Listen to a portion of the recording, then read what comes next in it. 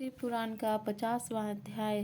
शिवजी द्वारा सिंदूर दान तथा कोहबर में स्त्रियों द्वारा हास विलास वर्णन। ब्रह्मा जी बोले, हे नारद, फिर तो मैंने मुनियों को साथ लेकर शिवाज्ञा से पार्वती और शंकर से विवाह का विशेष कार्य कराया। उसका अभिषेक कर ब्राह्मणों का दर्शन कराया, हृदय स्पर्शी कार्य कराया। उस बड़े उत्साह से स्वास्तिवाचक हुआ और ब्राह्मणों की आज्ञा से शिव जी ने पार्वती के सिर में सिंदूर लगाया। अब पार्वती जी की अद्भुत शोभा हो गई। शिव एक आसन पर बैठे। फिर मैंने आज्ञा दी तो दोनों एक स्थान पर आकर मिष्ठान का भोजन किए। लौकिक रीति से विवाह का सब कृत्य हुआ। शिव जी ने विधि पूर्वक आचार्य के लिए गोदान किया। अनेकों मांगलिक वस्तुओं का दान हुआ। अनेकों रत्न, करोड़ों प्रकार के द्रव्य और 100 सोने की मुद्राएं ब्राह्मणों को दान दी गई। सभी देवता और चराचर जीव मन में प्रसन्न हो जय जयकार करने लगे। चारों ओर से मंगल गान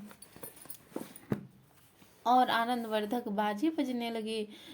मैं और विष्णु आदि देवता अपने अपने स्थान को चले गए। फिर हिमालय नगर की स्त्रियां शिव और पार्वती को कोहबर स्थान में ले गई। लोकाचार कर अनेकों उत्सव किया। फिर सब कृत्यों से निवृत्त हो सुंदर घर में लिवा गई।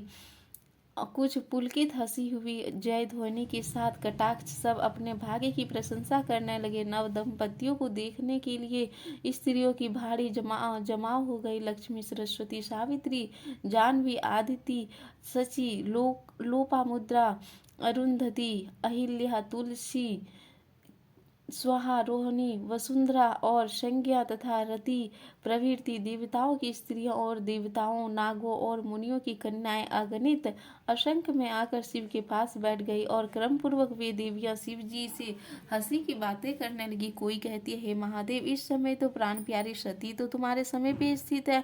इसके चंद्रमुख को देखकर आप तो विरह संकट का त्याग कीजिए। अब आप इस सती को से आलिंगन कर अपना समय बिताइए। अब तुम्हारा इसमें वियोग ना होगा। लक्ष्मी देवी ने कहा, हे देवेश, आप लज्जा छोड़कर इस पार्वती को गोद में बिठाइए, जिसके लिए आपका दम घूटा जा रहा था।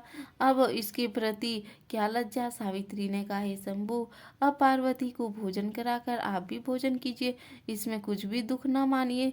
फिर आपको आचमन कराकर आदर सहित पान खिलाइए। जाह्नवी ने कहा, अब कंघी लेकर अपनी परमेश्वरी के बालों को सुलझाइए। सुहागिन स्त्रियों के लिए इससे बढ़कर और कौन सा सुख है। इसी प्रकार सब श्रेष्ठ स्त्रियों ने शिवजी से हंसी की। तब शिवजी बोले, हे देवियों, आप सभी साध्वी जगत की माता है, मैं तो आपका पुत्र हूँ, फिर आप मुझसे यह क्या कहती हैं। शंकर जी का ऐसा वचन सुनकर सारी स्त्रियां लज्जित हो गई और चुपचाप साधकर पुतली के समान चित्रलिखित सी रह गई। और शिवजी ने मिष्ठान का जलपान कर तांबूल ग्रहण किया। इसी से महापुराण तृतीय पार्वती खंड का 50वां अध्याय समाप्त। नमः शिवाय।